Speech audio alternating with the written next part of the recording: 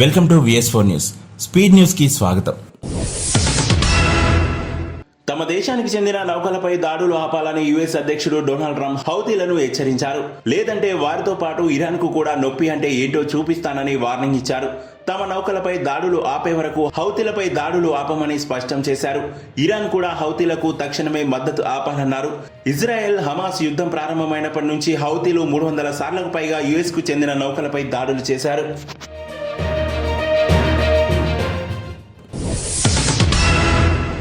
అంతరిక్షంలో గడపడం తమకు ఎంతో ఇష్టమని నాసా హ్యోమోగామి సునీత విలియమ్స్ అన్నారు. స్పేస్ నుంచి భూమిపై అడుగుపెట్టిన 12 రోజుల అనంతరం సునీతతో పాటు బూచ్ విల్మోర్, నిక్ హెగ్ మీడియాతో మాట్లాడారు. ప్రస్తుతం అంతా బాగానే ఉంది. అంతరిక్షంలో ఉన్నంత కాలం ఉత్సాహంగా ఉన్నా. అక్కడ ఎన్నో స్పేస్ పరిశోధనలు చేశా. తిరిగి వచ్చేందుకు కృషి చేసిన డొనాల్డ్ ట్రంప్, ఎలాన్ మస్క్ కు నా కృతజ్ఞతలు అంటూ ఆమె పేర్కొన్నారు.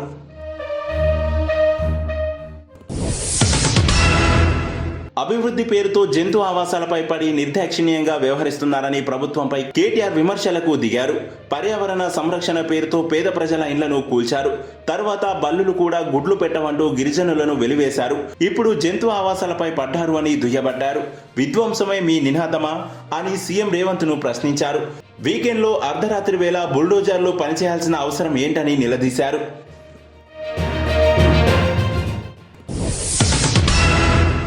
రాష్ట్రంలో 5 లక్షల కొత్త రేషన్ కార్డుల పంపిణీకి ప్రభుత్వం సిద్ధమైనట్లు తెలుస్తుంది. ఇప్పటి వరకు 1.26 లక్షల లబ్ధిదారులను ఎంపిక చేయగా 4.32 లక్షల అర్జీలపై నిర్ణయం తీసుకోనుంది. ఒకవేళ జారీ ప్రక్రియ ఆలస్యమైన జాబితాలో పేరుంటే రేషన్ పంపిణీ చేస్తామని అధికారులు ప్రకటించారు. మరోవైపు కొత్త కార్డుల ముద్రణ ఇంకా టెండర్ దశలోనే ఉంది. కాగా నేటి నుంచి రాష్ట్ర వ్యాప్తంగా రేషన్ షాపుల్లో సన్నబియ్యం పంపిణీ చేయనుంది.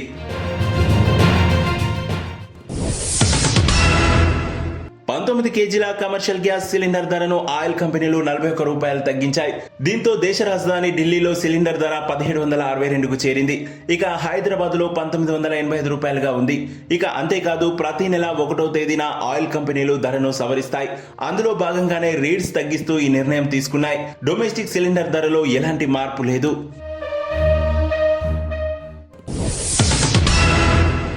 రాష్ట్రంలో ఇన్స్టాంట్ బీర్ కేఫ్లు ఏర్పాటు చేయాలని ప్రభుత్వం నిర్ణయించినట్లు తెలుస్తుంది.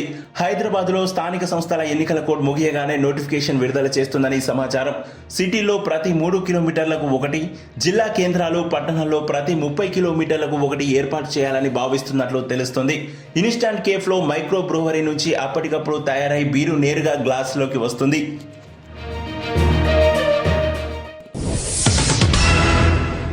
ఈ ఏడాది ఏప్రిల్ జూన్ మధ్య దేశంలో సాధారణం కంటే అధిక ఉష్ణోగ్రతలు, వడగాలులు నమోదవుతాయని IMD వెల్లడించింది. ఆంధ్రప్రదేశ్, తెలంగాణ, ఉత్తరప్రదేశ్, వెస్ట్ బెంగాల్, తమిళనాడు, మధ్యప్రదేశ్, రాజస్థాన్, గుజరాత్, హర్యానా, పంజాబ్, మహారాష్ట్ర, బీహార్, జార్ఖండ్, ఒడిశా, కర్ణాటకలపై ప్రభావం ఎక్కువగా ఉంటుందని తెలిపింది. ప్రజలు జాగ్రత్తగా ఉండాలని సూచించింది. విద్యుత్ డిమాండ్ 9 నుంచి 10% అధికంగా ఉంటుందని పేర్కొంది. గత ఏడాది మే 30న 250 గిగావాట్ల డిమాండ్ నమోదైన విషయం తెలిసిందే.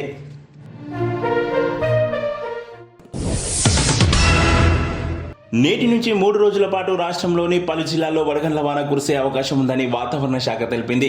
గంటకు 40 నుంచి 50 కిలోమీటర్ల వేగంతో ఈదురుగాలులు వీస్తాయని అంచనా వేసింది. నిజామాబాద్, కామారెడ్డి, మెదక్, సంగారెడ్డి జిల్లాల్లో ఉరుములు మెరుపులతో కూడిన వర్షం కురుస్తుందని పేర్కొంది. ఇక గద్వాల్, వనపర్తి, నారాయణపేట్, వికారాబాద్, మహబూబ్ నగర్ జిల్లాలో వడగండ్లతో కూడిన వర్షం కురుస్తుందని అంచనా వేసింది.